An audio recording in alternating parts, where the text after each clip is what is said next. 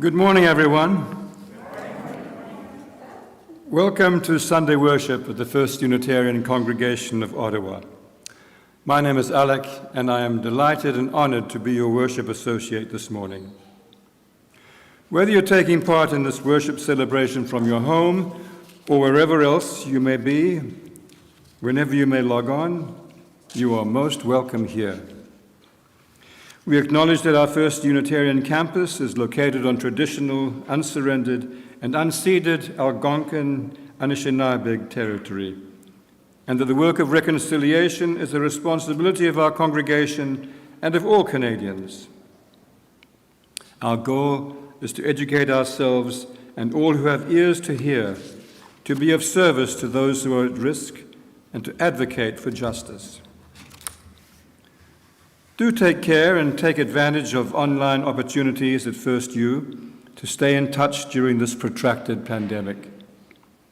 If you are new to FirstU and would like to learn more about us, please contact us through our email at welcome@firstunitarianottawa.ca. I'll repeat that, welcome@firstunitarianottawa.ca.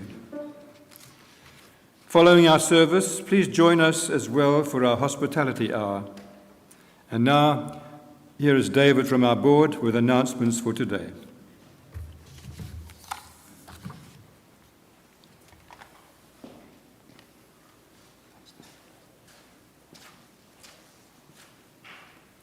Good morning.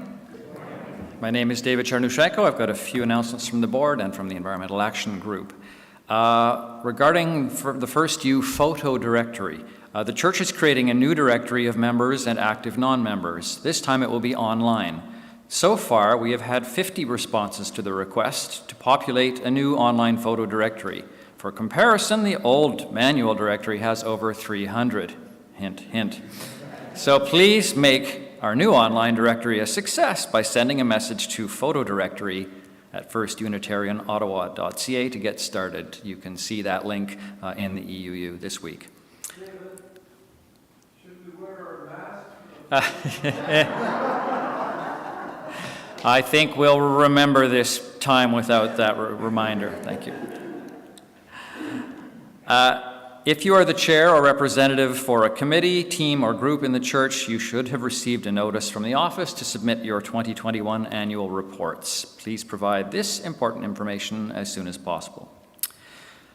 From the Environmental Action Group, Climate Action, plastics everywhere. If you missed the Earth Speaks talk on plastics and the launch of the Spring Free from Plastics Challenge last Tuesday, check out the recording on FirstU's YouTube channel. A lot of eye-popping information, apparently. And since today is March 20th, the Spring Equinox, it's a good day for the first day of the first week of the Plastics Challenge, starting with plastic-free shopping. Finally, next Friday, March 25th, is the Climate Strike Rally. We will have the FirstU banner to gather under at McNabb Park and then walk to a provincial office on Preston. We're hoping for a good turnout from FirstU. As always, see the EUU, FirstU website, or the Climate Action page for more information and links to participate. And somewhat on environmental theme, returning lost keys, if this is yours. It will be the back table, is that right? I'll take it to the back table afterwards. Thank you. Or if you lift your hand, I'll just hand it to you.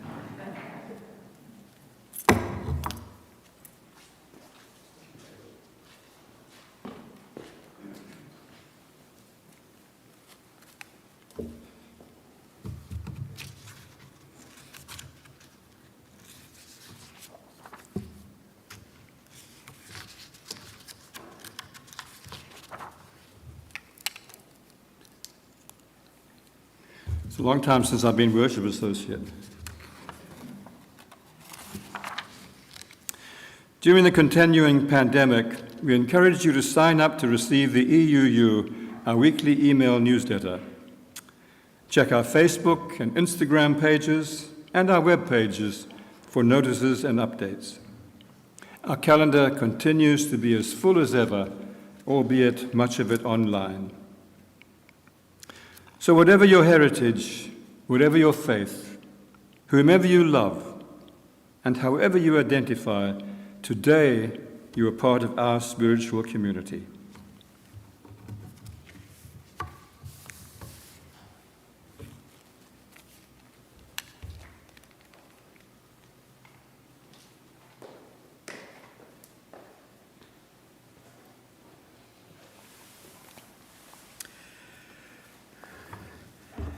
Alex, Jen, David, thank you.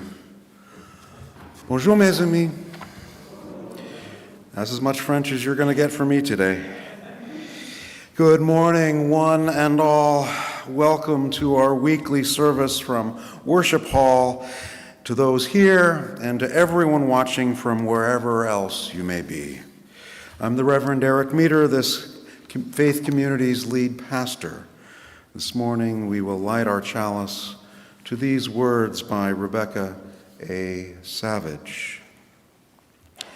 We light our flaming chalice each week with a simple spark to make holy our time together. With this flame, may our highest intentions be refreshed.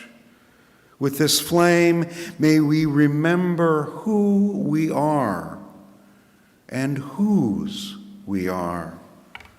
With this flame, may our faith be renewed and reignited to guide our journey.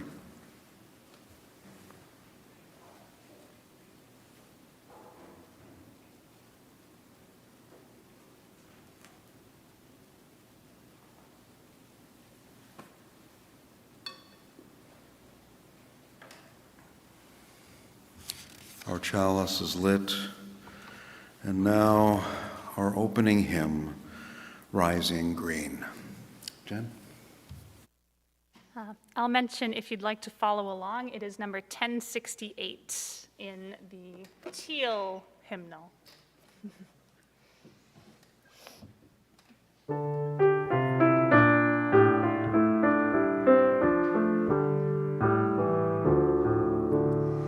My blood doth rise in the roots of yon oak, her sap doth run in my veins. Boundless my soul, like the open sky, where the stars forever have lain. Where the stars, where the stars, where the stars forever have lain. My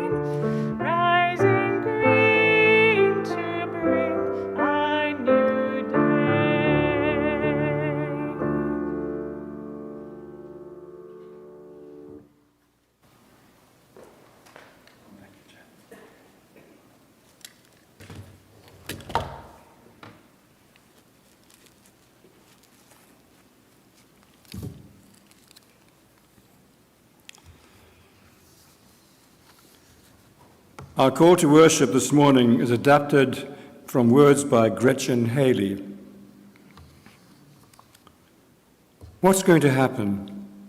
Will everything be okay? What can I do? In these days, we find ourselves too often stuck with these questions on repeat. What's going to happen? Will everything be okay? What can I do?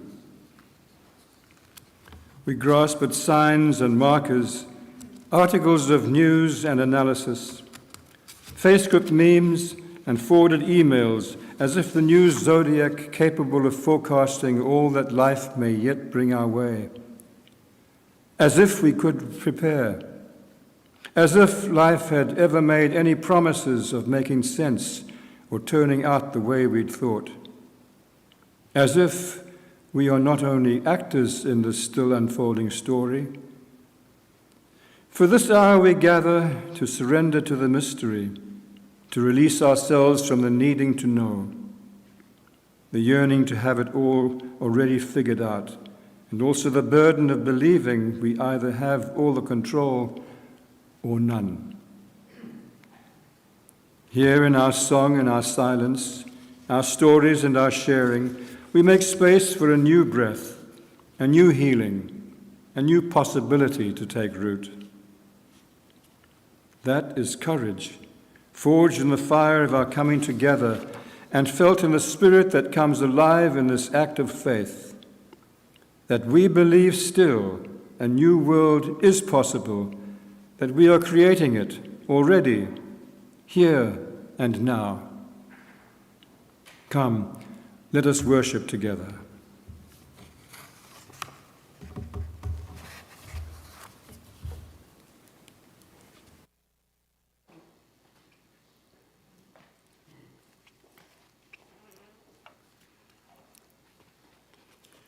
I am Reverend Ellen Bell.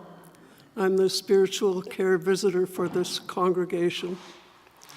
At this time in the service, we accept personal joys and sorrows, and we recognize these by placing stones in water and allowing the ripples to take those messages out to the universe where they may be congratulated or commiserated with. There were no personal joys or sorrows that I received this week, but I know there's a few things that are on most of our minds, certainly mine. So I put in a stone for Ukraine and the terrible, terrible things that are happening there. May they come to a peaceful resolution sooner rather than later. And another stone for all the Ukrainian refugees that have been caused by this conflict. And another stone for all the other refugees in the world. Unfortunately, there are many.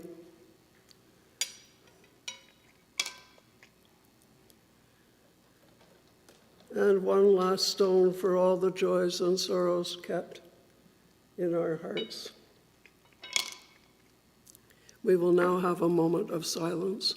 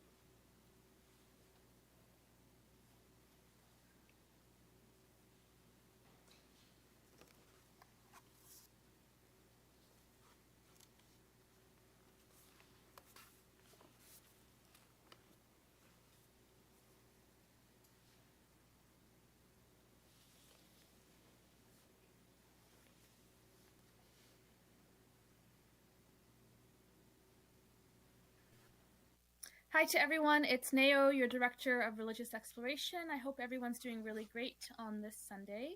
Today I'm reading to you a short story titled You Are a Beautiful Beginning by Nina Ladin. It is not the number of pages. It is the story in the book. It is not how far you have traveled. It's the journey that you took. It's not remembering the lyrics. It's singing a song in your heart. It's not creating a masterpiece. We're needing a moment to set this up. It is finding the courage. Waiting for.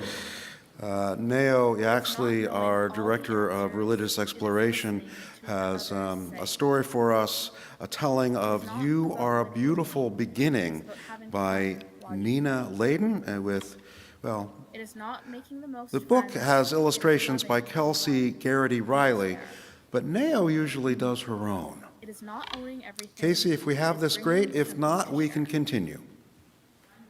It is not All being right. a hero, it is being part of the Wait team. patient, folks. It is not putting up walls, it is building a dream. It is not hogging the sunshine, it is helping others to grow. It is not being afraid of darkness, it is looking for places that glow. It is not wishing to be different, it is learning to love being you. It is not in the end of your story. It is a beautiful beginning too. Happy Sunday, I hope you enjoyed that short story. Please check the EUU for our RE activities. Have a great Sunday.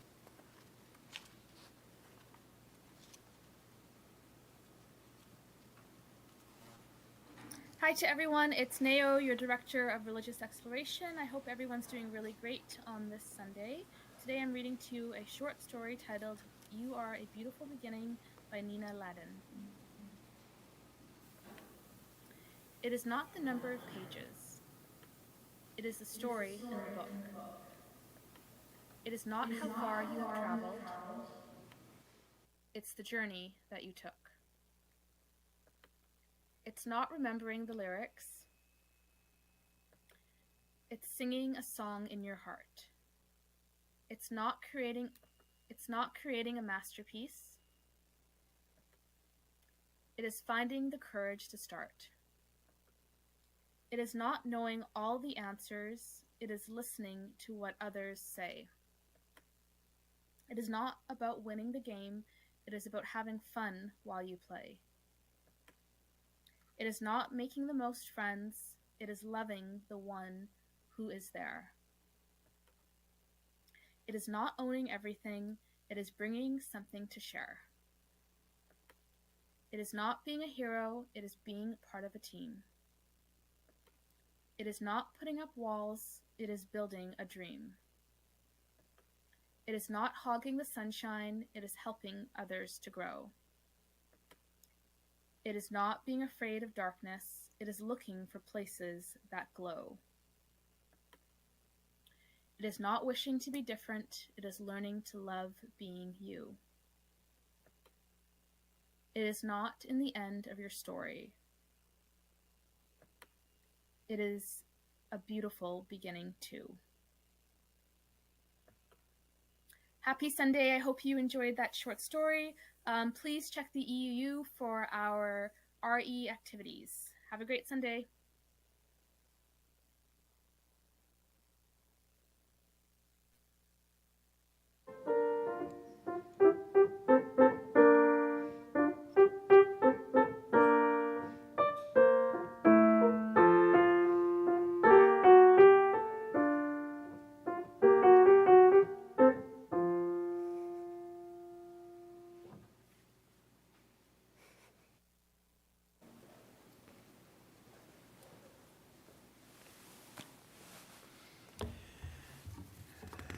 Casey, thank you for your troubleshooting there. Folks, the tech job is a tricky one. We have volunteers who are trained and being trained to do it. We had a workshop here yesterday on parenting and dealing with children's wild emotions, and because I didn't ask someone else in time, had to manage the Zoom of it. Tech is hard work. My learning curve was readily apparent. And now in our service, Alex and I each have a reading to you from the same author. This is my recently retired colleague, Victoria Safford. I'll do the first reading, and Alex will read the second. Other than being by the same author, they are unrelated, but both fit our larger theme for the day. What if there were a universe, a cosmos, which began in shining blackness out of nothing, out of fire, out of a single silent breath, and into it came billions and billions, Carl Sagan's billions of stars, stars beyond imagining, and near one of them a world, a blue-green world so beautiful that learned clergy could not even speak about it cogently. And brilliant scientists, with their physics, their mathematics, their empirical, impressionistic musings, in trying to describe it, would begin to sound like poets. What if there were a universe in which a world was born out of a smallish scar, and into that world at some point flew red-winged blackbirds, and into it swam sperm whales, and into it bloomed crocuses, and into it blew wind to lift the tiniest hairs on naked arms in spring, and into it at some point grew onions out of soil. And also the wolf we've spotted in the woods about a mile from here, just after sunrise on these mornings when the moon is full.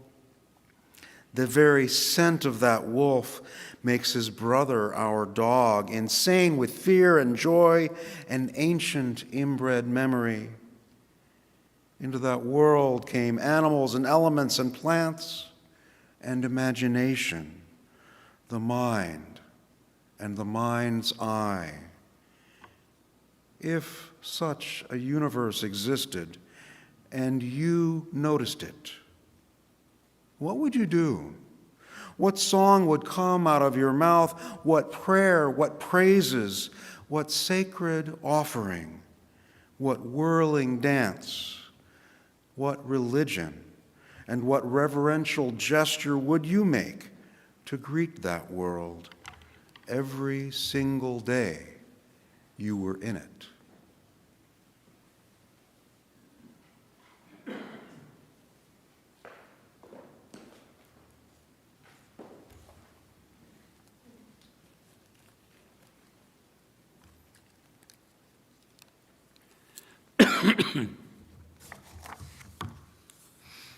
Trees for starters. A child in our Sunday school was overheard to say about his church, "I don't know the name of it, but where we go, we're really interested in trees. All of us believe in trees." His mother called us shortly afterward to report this unusual confession of the faith and to see whether we thought it was time to supplement her boy's understanding with a more comprehensive Unitarian Universalist theology. I don't know if there is a more comprehensive Unitarian Universalist theology. All of us believe in trees. Like my young comrade, that little Buddha, I've always been very interested in trees, meaning I have always, as far back as I can remember, had a spiritual orientation that unfolds itself, reveals itself outside and inside, and cannot be contained within any single creed or book or building or tradition, and it cannot respond, and never has, to small-minded anthropocentric gods in beards or turbans or suits and ties. These deities who are larger than life but smaller than the soul. They have never spoken to me in words that I can understand. Even as a tiny girl singing, "Jesus loves me, this I know, for the Bible tells me so," I remember thinking, maybe there is a Jesus, and maybe there is an embracing love, immortal, invisible, radiating through the cosmos, touching even me. But if there is, it cannot be because of the Bible tells me so. It must be deeper, older, wider, wilder, more reliable than that.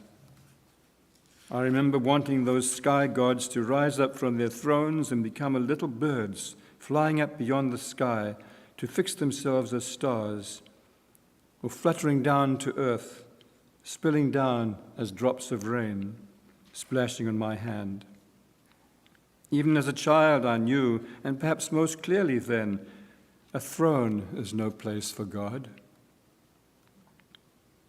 Which is not to say that I was deaf, for I was not, to all the stories, songs, and psalms, the mysteries and ethical teachings out of all those traditions of the West and the East, which do speak to my heart and open it continuously, including, absolutely, Jesus and the radical love, agape, at the core of Christian mysticism. Absolutely, and why not? But for me, these are just windows through which we can gaze upon and sometimes apprehend the sacred. They are not the thing itself. Even stars and water, even trees, are not quite the thing itself.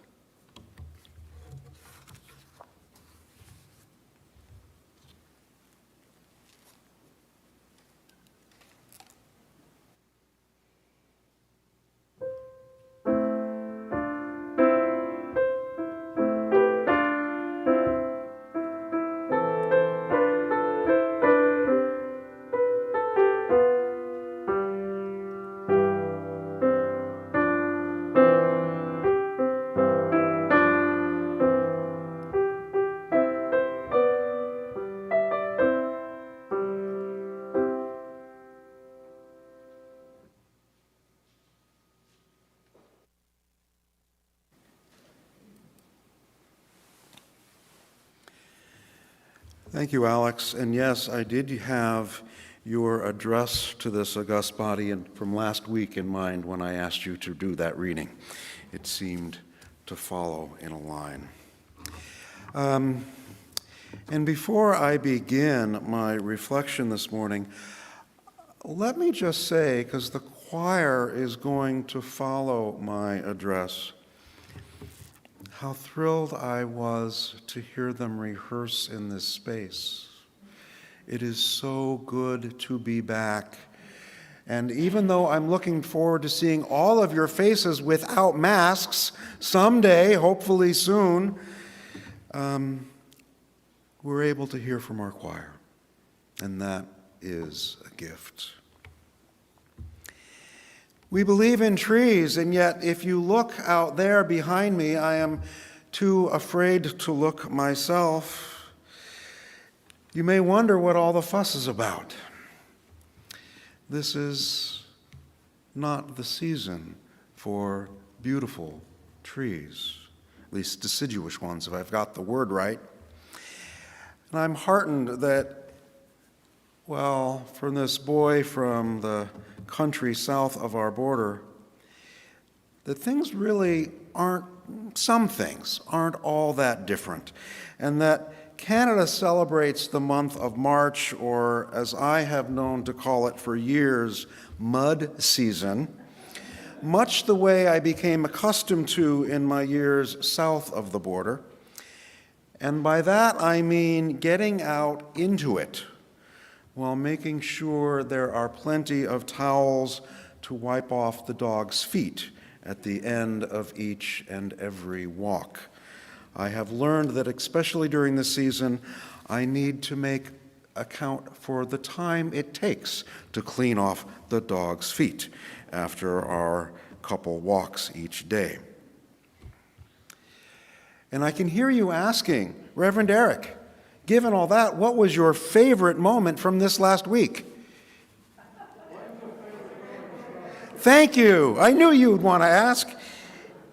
It was when I was walking our dog, Bowie, and a 6-year-old or some age, about that girl, wearing waders and a summer dress, with her brother, who was just maybe a little older than she. They were out riding their scooters on roads that were not cleared yet, but they were out and about, and they wanted to say hello to our dog Bowie. Waders and a summer dress. What better combination of attire is there for this awkward season that we are in? I can't think of any. Now, officially, I'm looking at the clock. I think in just less than an hour will be the moment of the official Spring Equinox. But of course, Mother Nature is not done with showing us the winter spirit. I remember my years living in Minnesota, how every winter the city of St. Paul held a big winter festival. There were ice carving contests, musicians. It was a celebration of all things winter because you kind of have to do that. They didn't have the canal that you could ice skate in, so this was what they did. And that was a tradition that must have gone back decades and decades. And over the years, I imagine maybe in the 60s, more likely 70s or early 80s, some of the left-wing political and artsy types in Minneapolis said, well, that's the Winter Festival. We're going to celebrate May Day in our own way. And they staged a May Day parade with bands and dancers and huge puppets. You know, the kind that people carry on sticks and go about. And after the parade, everyone would gather in Powderhorn Park in South Minneapolis, and they would enact a dramatic scenario. The evil corporate interests of the year, each year they're a little different, there are commonalities, but they're a little different, had captured the sun and kept it from warming the people. And so the people had to buy the products of the corporations, but the people said, no, we're going to bring the sun back to ourselves. And so Powderhorn Park is, 15, 20 acres. I'm not a good guess of that. But in the park is a little lake. And in the lake is a tiny little island. And so 3 people, 1 for the head and 2 for each arms of the sun, would be on this little island. And the people would get together and they would canoe out to rescue the sun and bring the sun back to the people. And there was festive music making and joyous dancing and really good food. And it helped a bit, especially in those first years, that the puppet who held up the sun's face was my beloved Uncle Ken. I kind of helped. And I loved the event. It was the start of the summer season, and after a winter, you know you need to celebrate spring. The first years I went, the sun was shining, and the memories of that are still shining memories in my life now. And then came the next year, when instead of early spring sunshine, the weather turned blustery with horizontal rains and freezing. And even though I was in my 20s, I remember having to fight against feeling personally betrayed by Mother Nature. A couple of weeks ago when I was last in the pulpit, I offered a phrase to which I'm going to amend a little bit ago. Get over it, bucko, was what I had to tell myself that day. Get over it. In the words of the singer-songwriter Greg Brown, one of his earliest songs, the world's not what you think it is. It's just what it is. And being at the latitude at which we live, the fullness of spring still awaits us. And yet the promise is there. I saw a summer dress this week on a little 6-year-old girl. Wasn't such a bad thing.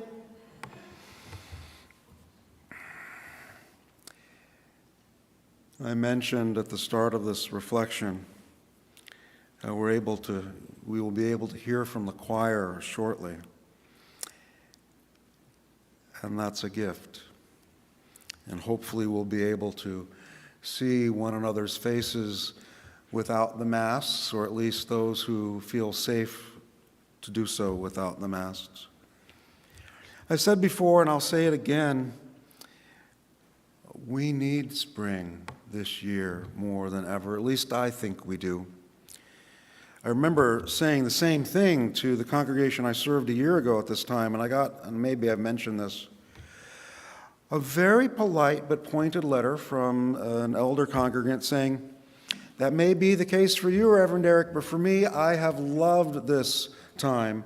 I'm an avowed introvert, and the pandemic and social distancing have given me the excuses I have longed for all my life, not to say yes to social engagements. I loved getting that letter. You know, there are times when we want to be right, and there are times it is liberating to be wrong a bit.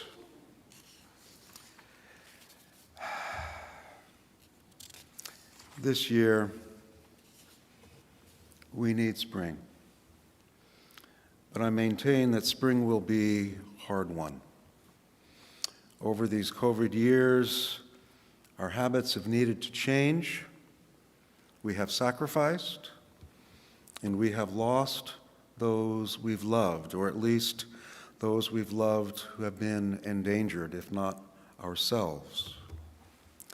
I think of a reading, this was longer than I wanted for our reading earlier, but this is a passage from a colleague of mine, someone I really look up to. Her name is the Reverend Nancy MacDonald Ladd, and this is from her book, After the Good News, Progressive Faith Beyond Optimism. And she's talking about her wedding some years ago at the First Unitarian Church of Chicago. Now, it doesn't matter that the setting is Chicago, but the setting does matter that it happens in this particular church building. See, funding for the then new building was secured just days before the stock market collapse that caused the Great Depression in the States, and by extension, many other places in the world.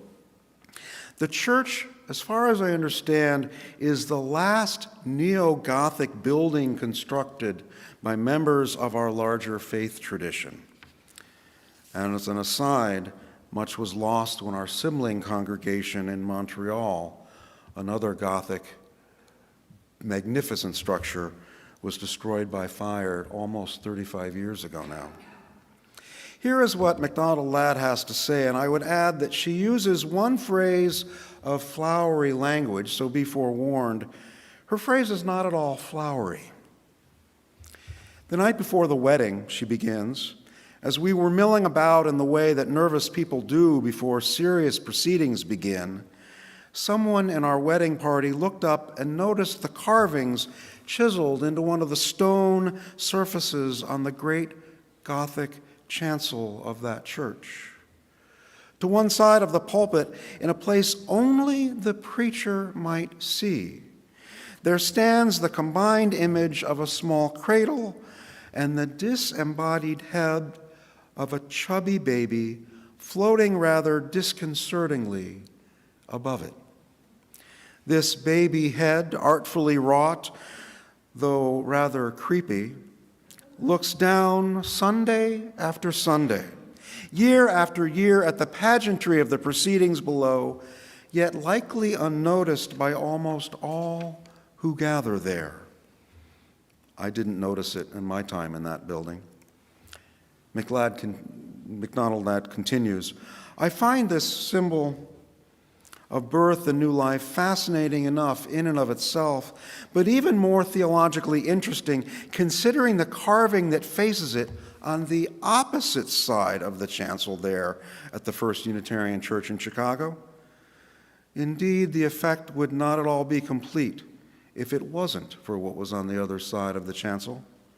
There, exactly mirroring the creepy baby head and the weirdly floating crib, stands an equally creepy image of a coffin and a skull. Like the baby head and crib, those also hover over the Sunday morning proceedings. They do so, however, in the particularly menacing but badass way that only a leering skull and slimline coffin possibly could. That was the not-so-flowery phrase in that last sentence. A cradle and a grave, an infant and a skull, carved there in the chancel for every preacher who enters that pulpit to see. We pondered our vows in that chancel, standing both literally and metaphorically between the cradle and the grave. My wedding processional, she continues, marched me directly beneath them, such that I had one last blessed glance over my shoulder at the deeper things, the liminal spaces, before I headed up that aisle to meet the tears and wonder and all-around loveliness that did ultimately come along with being a bride. She continues. That's one part of the story. This is the theological reflection. Surely the chief designer of that space, the great liberal literarist, and this is a name, if I had children to name, I would want to name a son this, or a daughter, or whatever gender they chose. Van Ogden Vaught. Van Ogden Vaught knew exactly what he was doing when he commissioned that design. Surely he knew that souls across the ages would need to be reminded that they gathered each Sunday morning in both celebration and in sorrow. One of the most formative influences in the history of progressive liturgy, Vaught was among the first in my tradition to use the phrase celebration of life to refer to a service of worship.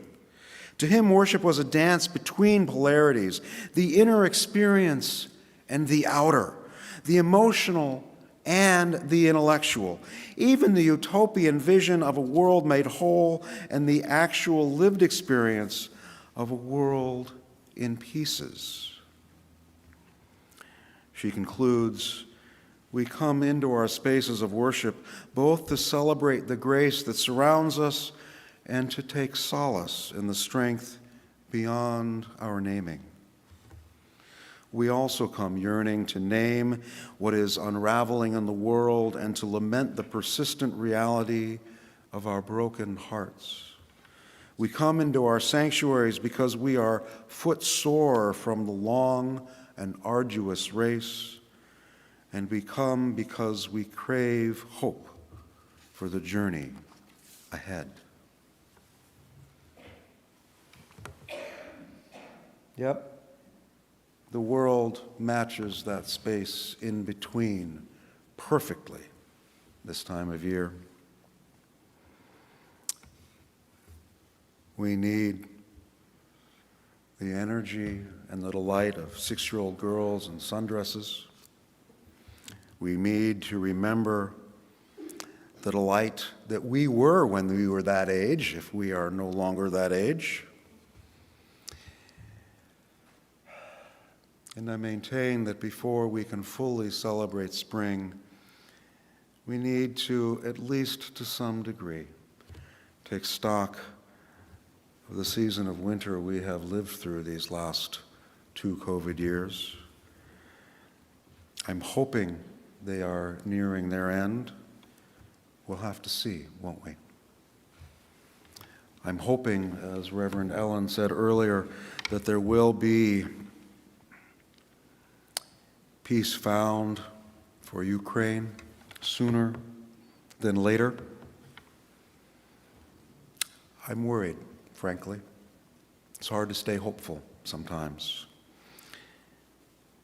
But then I look, like I said before here, at the stories of courage and dedication that the people of Ukraine are providing for all of us across the world. There is no time ever to despair. We will enjoy the spring that nature brings us.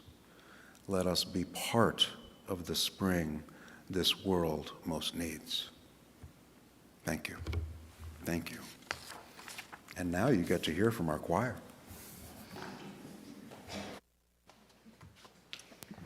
All right, as Chalice comes up, feel free to come up, Chalice. I'm going to tell you a bit about the piece that we are going to sing for you today. This is a Hebrew piece. The text reads, Hashivenu Adonai Elecha Venashuva Chadesh Yamenu Kekedem. And this translates to turn us back to you, and we will turn, renew our days as before. So a lovely text for our first performance of Chalice for you in quite some time. Thank you.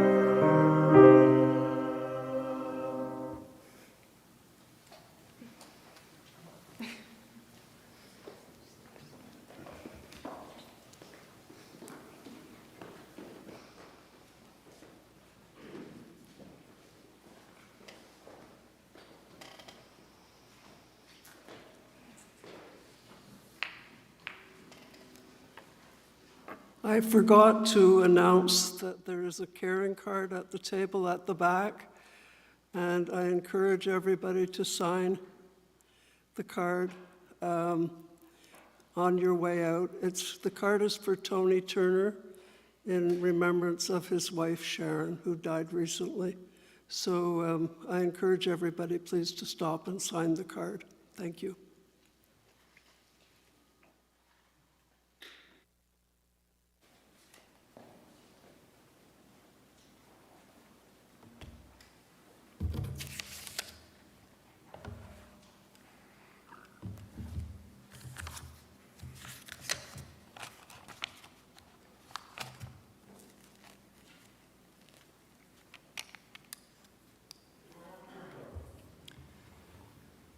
As you may know, we've not been collecting Sunday service offerings for almost 2 years. This morning, we are back to that standard practice in our worship hall. Hopefully, we'll be able to continue doing so. Of course, if you are elsewhere and would like to make a gift in support of the work of this congregation, you are invited to go to our website or contact our finance manager to find out how to make a donation or keep up with your pledge. Our gifts are freely given and gratefully received.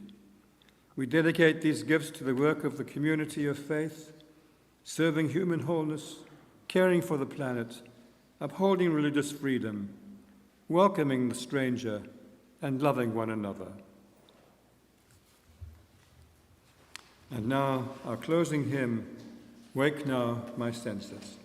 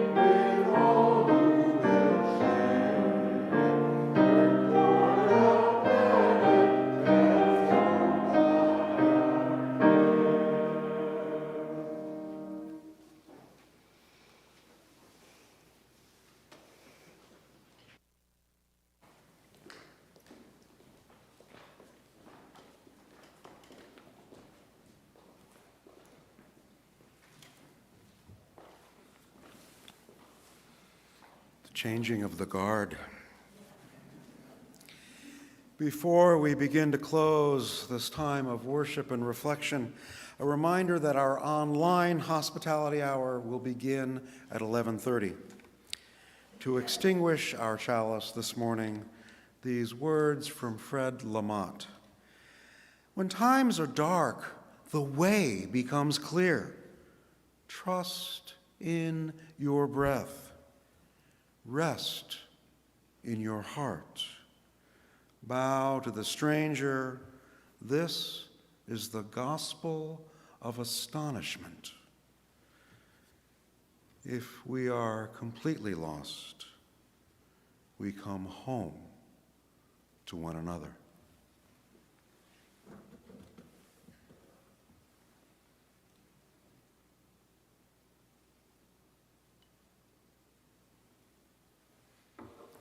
This morning's chalice is extinguished, but our connections and our faith remain. And with that said, Jen, will you grace us once again?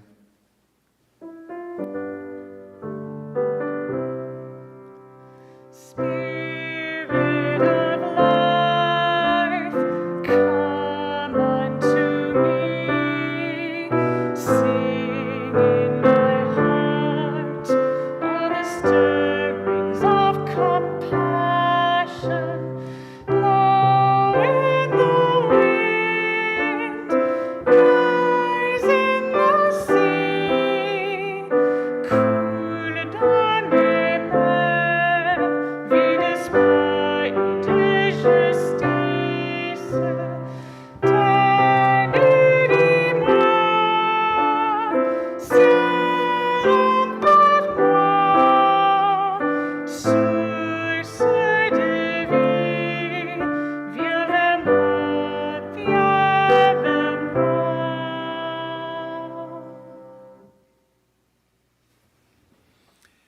Even without touching one another, please lift your hands to those that surround us here in this space and beyond.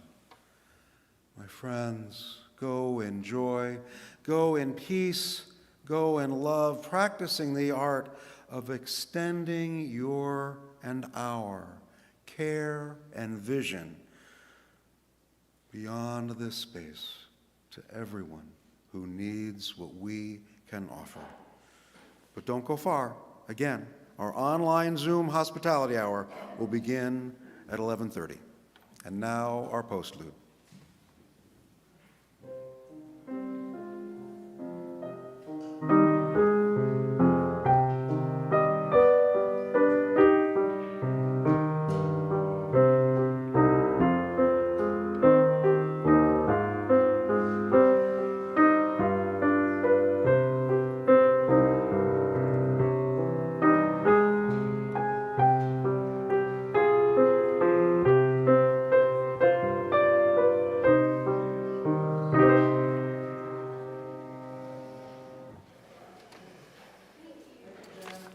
Thank you. Good authority that the camera's off. And at this time, we have another announcement for you. And Brent is coming down to